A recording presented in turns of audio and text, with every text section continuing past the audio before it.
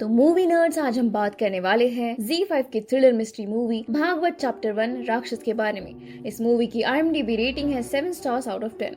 तो मूवी शुरू होती है अक्टूबर 2009 में, जहां हम रॉबर्ट्सगंज नाम का एक शहर देखते हैं। एक रात पूनम नाम की लड़की के माँ बाप उसे काफी कॉल कर रहे थे, लेकिन उसका फोन स्विच ऑफ आता है। दरअसल पूनम सुबह ही ऑफिस गई और हाफ डे लेकर जल्दी घर लौटने वाली थी, लेकिन रात होने पर भी वो नहीं लौटी और ऐसे में उसका पूरा परिवार टेंशन में था। अब पूनम का बॉयफ्रेंड भी होता है, लेकिन उसका रिलीजन अलग होने के कारण लोग सोचते हैं कि वो पूनम को भगाकर अपने गांव मुंबई ले गया होगा, जिसके चलते वहाँ दंगे और प्रोटेस्ट शुरू हो जाते हैं। अब कहानी आती है लखनऊ में, जहां हम पुलिस इंस्पेक्टर विश्वास भगत को देखते हैं। दरअसल उसने एक मुजरिम को कस्टडी में इस कदर पीटा था कि उसकी हड्डी पसली टूट गई थी, जिसके कारण उसके सीनियर्स उसे काफी सवाल जवाब करते हैं, लेकिन भागवत इनकार कर देता है, ये कहते हुए कि मुजरिम सीढ़ियों से गिरने की वजह से चोटिल है। बेसिकली वो सफेद झूठ बोलता है। उसी ने सच में उस मुजरिम को बुरी तरह कूट दिया था, क्योंकि उसे हर क्रिमिनल में पंडित दीक्षित दिखाई देता था।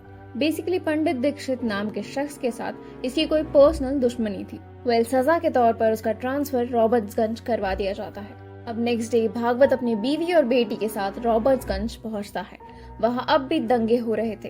अब पुलिस ऑफिसर्स उसे पूनम के केस के बारे में बताते हैं कि वो घर से 5,000 रुपए, कुछ ज्वेलरी और शादी का जोड़ा लेकर फरार है। पुलिस के मुताबिक वो देर रात घंटों फोन पर किसी से बात करती थी और शक था कि वो दूसरे धर्म के एक लड़के के साथ भाग गई है। अब भागवत को उसकी कॉल रिकॉर्डिंग्स चेक करने पर एक नंबर मिलता है, जिस पर डेली नाइट काफी बात हुआ करती थी। वो अपने जूनियर को उस नंबर के डिटेल्स निकालने और उसे ट्रेस करने के लिए कहता है। खैर, अगले दिन पूनम के परिवार को पुलिस स्टेशन बुलाया जाता है। उनके साथ लोकल नेता भी आया था, जिसके आदमी बाहर नारेबाजी करते हैं। अब भागवत चिल्लाकर उनका सारा हल्ला बंद करवाता है और पूनम का लव अफेयर का मामला है ये कह के केस रफा दफा करने लगता है। लेकिन पूनम के पिता रोने लगते हैं कि उनकी बेटी 10 दिनों से गायब है और किसी लड़के के साथ भाग नहीं सकती। वो बस एक डेट बता दे जब उसकी बेटी घर लौटेगी। इस पर भागवत कहता है कि 15 दिन में उसकी बेटी घर आ जाएगी। मीनवाइल हम बनारस का सीन देखते हैं, जहाँ पर मीरा नाम की एक कॉलेज गर्ल होती है। सड़क पर जाते वक्त एक समीर नाम का शख्स उससे टकराता है। वो चिकनी चुपड़ी बातें करके उसके साथ फ्लर्ट करता है। अब समीर रोज उस सड़क पर उसका इंतजार करता रहता है, लेकिन मीरा उसे ज्यादा भाव नहीं दे रही थी। इसलिए वो एक दिन उससे डायरेक्टली कहता है कि मैं तुम्हें पसंद करता हूँ और गंगा घाट पर तुम्हारा इंतजार करूंगा, इसलिए जरूर आना। अब प्रेजेंट टाइम रॉबर्ट्सगंज में भागवत को उस नंबर की डिटेल्स मिलती है, जिस पर पूनम रात भर बात किया करती थी। वो नंबर किसी प्रवीण साहू का था। बहुत ढूंढने पर पुलिस को एक ब्रिक्स की भट्टी पर प्रवीण मिलता है। वो एक बार एक 9 साल की लड़की को भट्टी पर ले आया था काम करने के लिए, और छोटी बच्ची से काम नहीं हो पाता, इसके चलते वो उसे वापस अपने घर लौटा देता है। पूनम के बारे में पूछे जाने पर वो बोलता है कि ऐसी किसी लड़की को वो नहीं जानता और वो नंबर उसकी बहन कौशल्या का है, जो 22 फरवरी से लापता है। उसकी FIR भी दर्ज है, लेकिन अब तक उसका कोई पता नहीं चला। दूसरी तरफ समीर से मिलने मीरा घाट पर आ जाती है। यहाँ पर इनका प्रेम प्रकरण शुरू हुआ ही था। कुछ लोग समीर का मुंह काला करके उसको पीटने लगते हैं। मीरा को कुछ औरतें ले जाती है। एक तो वो गंगा घाट था, वहाँ ऐसी हरकतें करना उन लोगों को पसंद नहीं आया। ऊपर से धर्म और जाति की वजह से आए दिन कुछ ना कुछ होता रहता। एनीवेज, रात को मीरा और समीर बात करते हैं। वो उसके लिए रो रही थी, तो समीर उसे संभालता है और उनकी प्यार भरी बातें रात भर चलती रहती है। मीनवाइल रॉबर्ट्सगंज में भागवत को कौशल्या के कॉल रिकॉर्ड्स में भी 2 नंबर दिखते हैं, जिनसे वो फ्रीक्वेंटली बात करती थी। ट्रेस करने पर वो दोनों नंबर 2 अलग अलग लड़कियों के निकलते हैं, जो कि कई दिनों से लापता थी। यानी पूनम के साथ साथ अब और 3 मिसिंग लड़कियों का केस बन चुका है। अब ऐसे ही उन 2 लड़कियों के कॉल रिकॉर्ड्स चेक करने पर सेम पैटर्न रिवील होता है और ट्रेस करते करते उन्हें कम से कम 10 से 15 लड़कियां मिसिंग मिलती है। अब भागवत बोलता है कि इन लड़कियों के बीच कोई ना कोई कनेक्शन जरूर होगा, जिस पर उसका जूनियर बताता है कि कुछ साल पहले भी ऐसा ही कुछ हुआ था।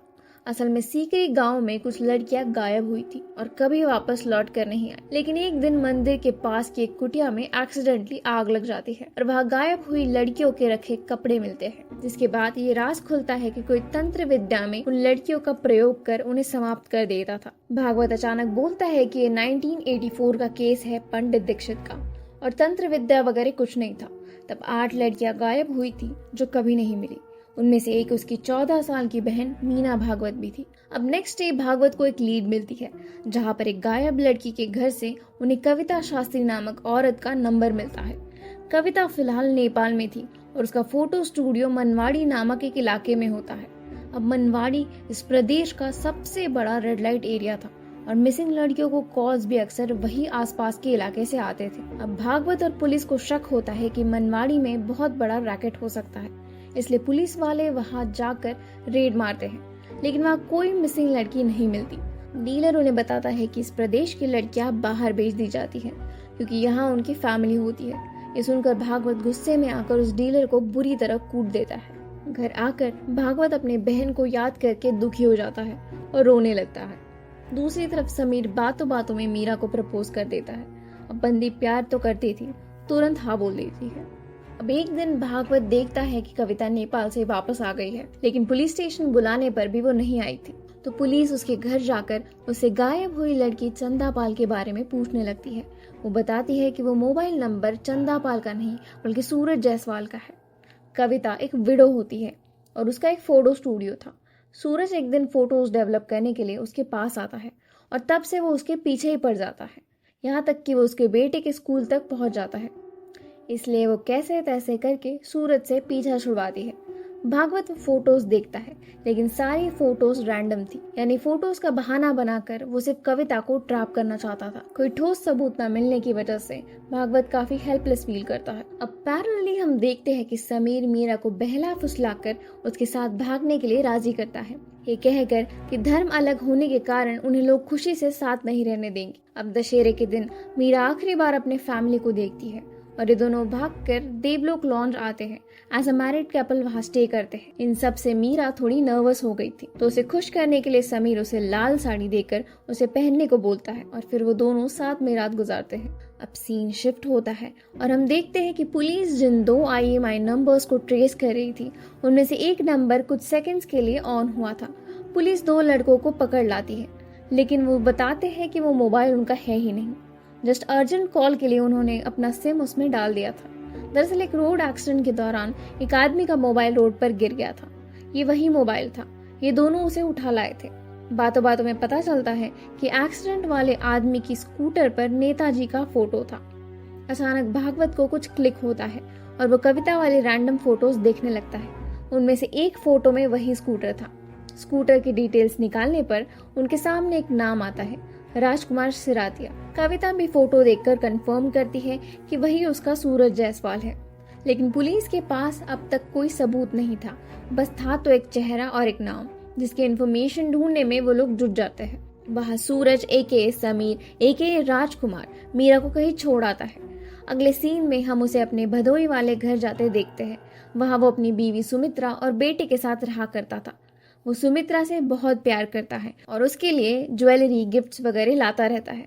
यह भागवत को पता चलता है कि राजकुमार की 2 बीवियां हैं, एक रेवा में है और एक भदोई में, और दोनों एक दूसरे के बारे में जानते हैं, लेकिन उनको कोई इशू नहीं है। पेशे से राजकुमार एक रिस्पेक्टेड टीचर है, लेकिन कहाँ पढ़ाता है किसी को नहीं पता। अब भागवत और इसकी टीम राजकुमार को पकड़ने के लिए एक जाल बिछाते हैं। कविता एक बस स्टॉप पर राजकुमार को मिलने बुलाती है और अंडरकवर पुलिस आसपास छुपकर उसका वेट करते हैं। कुछ ही देर में राजकुमार वहां आता है। कविता को डरा देखकर वो भागने लगता है, मगर भागवत और उसकी टीम उसे धर दबोचती है। अब राजकुमार अरेस्ट तो होता है, मगर सिर्फ छेड़खानी के केस में। उसके खिलाफ अब तक कोई ठोस सबूत नहीं थे, इसलिए 4 दिन में वो छूट सकता है। अब भागवत कहता है कि पिटाई से भी ये मुंह नहीं खोलने वाला, इसलिए 48 घंटे उसका खाना पानी सोना सब बंद कर दो। लेकिन राजकुमार बहुत ढीठ आदमी था, बस यही रट लगाता है कि उसने कुछ नहीं किया। अब उसके घर की तलाशी करने पर ज्वेलरी मिलती है जो गायब लड़कियों से मैच कर रही थी। गहने देखने पर भी वो कोई रिएक्शन नहीं देता, बस यही बोलता है कि उसे कुछ आइडिया नहीं है। अब नेक्स्ट डे भागवत राजकुमार की दोनों बीवियों को बुलाता है। दोनों अनजान थी कि ये कोई जॉब नहीं करता। सुमित्रा तो राजकुमार से प्यार भी नहीं करती थी, उसको तो सिर्फ गहने और घर से मतलब था। वो राजकुमार को इग्नोर करके चली जाती है। अब भागवत राजकुमार को कहता है कि वो पूनम का नेकलेस सुमित्रा से बरामद हुआ है तो वो पक्का जेल जाएगी। वो उसे उकसाता है कि सुमित्रा ने खुद कहा है उसको राजकुमार से कोई मतलब नहीं है, उसे सिर्फ अपने गहने और घर वगैरह चाहिए। गुस्से में राजकुमार उस पर हाथ उठाता है। बदले में भागवत उसका गला दबाकर उसे कूट देता है। खैर अब नेक्स्ट डे भागवत सुमित्रा को 3rd डिग्री देने बोलता है। ये देखकर राजकुमार परेशान होता है। वो उस पर जान छिड़कता था, इसलिए सारा क्राइम कन्फेस कर देता है। वो बताता है कि पूनम ज्वेलरी शॉप पर काम किया करती थी। ज्यादा सुंदर न होने की वजह से 28 की उम्र में भी वो कुंवारी थी, इसलिए वो इसे प्यार के जाल में फांस देता है, भगाकर दूसरे शहर ले जाता है। मंगलसूत्र पहनने पर वो बहुत खुश थी। लॉज में रात गुजारने के बाद वो सुबह अपने गुरुजी से मिलवाने की बात करता है। बिना गहनों के सिंपल कपड़ों में वो उसे बस स्टॉप ले जाता है। वहाँ उसे एक गोली देकर कहता है कि एक आयुर्वेदिक गोली है, इसे खाकर तुम प्रेग्नेंट नहीं होगी, और वो उसे बाथरूम जाकर खाने के लिए बोलता है ताकि उल्टी वगैरह ना हो। अब वो आगे बताता है कि वो गोली दरअसल साइनाइड की थी, जिससे वो लड़की बाथरूम में ही समाप्त हो जाती है। आधे घंटे बाद वो होटल से सारा सामान लेकर अपने घर सुमित्रा के पास चला जाता था। अब जिस जगह का राजकुमार ने जिक्र किया था, उस जगह के पुलिस स्टेशन जाकर उन्हें पता चलता है कि 5 अक्टूबर को एक लाश तो मिली थी, लेकिन काफी दिन होने की वजह से वो उसका अंतिम संस्कार कर देते हैं। भागवत ये खबर पूनम के पिता को बताता है और उनसे क्षमा मांगता है प्रॉमिस तोड़ने के लिए। पूनम का परिवार पूरी तरह टूट चुका था। अब next day Rajkumar Bhagwat and team को मर्डर स्पॉट ले आता है। चार्जशीट बनने पर ये लोग खाना खाने ढाबा जाते हैं। वहाँ राजकुमार बेशर्मी से धीरे धीरे करके अपने सारे पत्ते खोलने लगता है। उसके सारे विक्टिम्स के नाम, किस लॉज गए थे, कहाँ की थी, वगैरह वगैरह, ये सारे डिटेल्स भागवत और उसकी टीम को देने लगता है। उसने 2005 में पहली लड़की को फंसाकर खत्म कर दिया था और सेम पैटर्न में 19 लड़कियां उसकी शिकार बनी। आखिरी मीरा थी। अब भागवत ये सब सुनकर बहुत दुखी होता है और गुस्सा भी हो जाता है। कहता है कि राजकुमार इंसान नहीं बल्कि राक्षस है। अब अगले दिन राजकुमार को कोर्ट में पेश कर दिया जाता है, जहाँ पर वो अपना केस खुद ही लड़ने की बात रखता है। वो भागवत को इशारे इशारे में कहता है कि वो जल्द ही यहाँ से फुर हो जाएगा। यहाँ भागवत को कुछ जानकारी मिलती है कि बस स्टॉप पर एक आदमी ने पूनम के साथ राजकुमार को देखा था और 2003 में वो गहने लूटते वक्त पकड़ा गया था, जिसके बाद उसने कसम खाई थी कि वो आगे से कोई काम अधूरा नहीं छोड़ेगा। यानी प्रॉपर साइको बिहेवियर था राजकुमार का। अब केस शुरू होता है और राजकुमार काफी ज्यादा कॉन्फिडेंट लग रहा था। पूनम के साथ देखे जाने वाले स्टेटमेंट पर वो कहता है कि दोनों साथ भागे तो थे, मगर वो शादी के लिए जोर जबरदस्ती करने लगी। राजकुमार सारी बात एकदम चालाकी से तोड़ मरोड़ कर प्रेजेंट कर रहा था, जिससे केस उसके पक्ष में चले। अब इसी बीच पूनम के पोस्टमार्टम करने वाले डॉक्टर को बुलाया जाता है, जो कि बताते हैं कि वो बाथरूम की कुंडी अंदर से बंद थी। जनाब राजकुमार यहाँ भी बराबर शब्दों का माया जाल रचते हैं, जिससे केस एक नया मोड़ लेता है। यानी लड़कियों ने बाथरूम की कुंडी लगाकर खुद ही खुद को खत्म कर दिया और राजकुमार का यहाँ पर कोई इन्वॉल्वमेंट नहीं है। पुख्ता सबूतों की कमी के चलते राजकुमार का केस स्ट्रॉन्ग हो रहा था, लेकिन भागवत अब राजकुमार के खिलाफ सबूत इकट्ठा करने के लिए दिमाग लड़ाता है। वो उसके साइनाइड का सोर्स ढूंढने लगता है। खोजते खोजते उसे एक अत्तर की दुकान मिलती है, जहाँ से राजकुमार अत्तर या सेंट लिया करता था। अब उस अत्तर ओनर के पिता ज्वेलरी बेचते थे और चांदी साफ करने के लिए वो अपने पास साइनाइड रखते। उसकी दोस्ती राजकुमार के साथ जेल में हुई थी और तभी से वो आदमी राजकुमार को साइनाइड देने लगा। अब ये आदमी कोर्ट में आकर सारी सच्चाई बताता है, लेकिन राजकुमार उससे रिसीट मांगता है। अब दोस्ती में क्या रिसीट, तो रिसीट विसीट तो कुछ थी नहीं। अब राजकुमार उसे अपने बातों में उलझाता है कि कैसे वो इल्लीगली साइनाइड बेचने की वजह से जेल जा सकता है। ऐसे में डरकर दोस्त साफ साफ इनकार कर देता है। यानी कोर्ट में तो प्रूव हो गया कि राजकुमार ने कोई साइनाइड लिया ही नहीं। अब केस यहाँ महीने दर महीने चलता रहता है। टाइम बीतता है, मगर राजकुमार के खिलाफ कोई ठोस सबूत नहीं मिल पाता, जिसके चलते उसको कभी भी बाइज्जत बरी किया जा सकता है। ऐसे में भागवत काफी परेशान हो चुका था। तभी उसे अचानक एक नाम क्लिक होता है, देवलोक लॉन्च, जो राजकुमार कन्फेशन में तो बोलता है, लेकिन 19 केसेस में से एक भी केस में उसका जिक्र नहीं था। भागवत की टीम बहुत छानबीन के बाद फाइनली एक देवलोक लॉन्च ढूंढ निकालती है, जहां रिसेप्शन वाले राजकुमार को आइडेंटिफाई करते हैं। उस एरिया के पुलिस स्टेशन में बात करने के बाद भागवत को पता चलता है कि एक लड़की बाथरूम से मिली तो थी, लेकिन वो जिंदा निकलती है। भागवत तुरंत उसे खोजने हॉस्पिटल जाता है। जैसे उसे पता चलता है कि उसका नाम शालू है। नर्स उसे बताती है कि शालू 40 दिन तक कोमा में रही। उसने मेडिसिन के डर से साइनाइड पिल को सिर्फ चाट कर छोड़ दिया था, इसलिए वो बच गई, लेकिन वो काफी टाइम डिप्रेशन में थी। बाद में उसने मूव ऑन भी किया। अभी 1.5 साल पहले ही उसकी शादी हुई है। वो अपने पति और बच्चों के साथ खुश है, तो उसे वापस तकलीफ देना ठीक नहीं। लेकिन भागवत तो जिद्दी था। वैसे दोस्तों, शालू और कोई नहीं बल्कि मीरा ही है। उसे समीर बनकर राजकुमार ने फंसाया, लेकिन वो जिंदा बच जाती है। खैर, अब भागवत शालू से मिलकर रिक्वेस्ट करता है कि वो कोर्ट में एज अ विक्टिम गवाही दे, मगर वो अपने पति और समाज के डर से इनकार कर देती है। लेकिन मन ही मन वो भी इंसाफ चाहती थी, इसलिए एक दिन वो कोर्ट में आ ही जाती है। राजकुमार जो अब तक आजाद पंछी बनने के सपने देख रहा था, उसे मीरा को कोर्ट में देखकर 220 वोल्ट का झटका लगता है।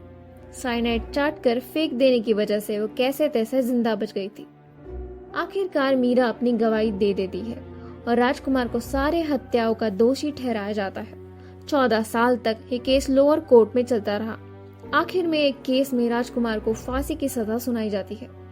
हाई कोर्ट, सुप्रीम कोर्ट में राजकुमार दया याचिका करके केस लंबा खींचना चाहता है, लेकिन मीरा और भागवत जैसे लोग हमेशा खड़े रहेंगे ऐसे राक्षस को हराने के लिए। तो बस इसी के साथ भागवत चैप्टर 1 राक्षस मूवी यहीं पर खत्म हो जाती है। ऐसे ही मूवी एक्सप्लेनेशंस के लिए सब्सक्राइब टू कहानी रन।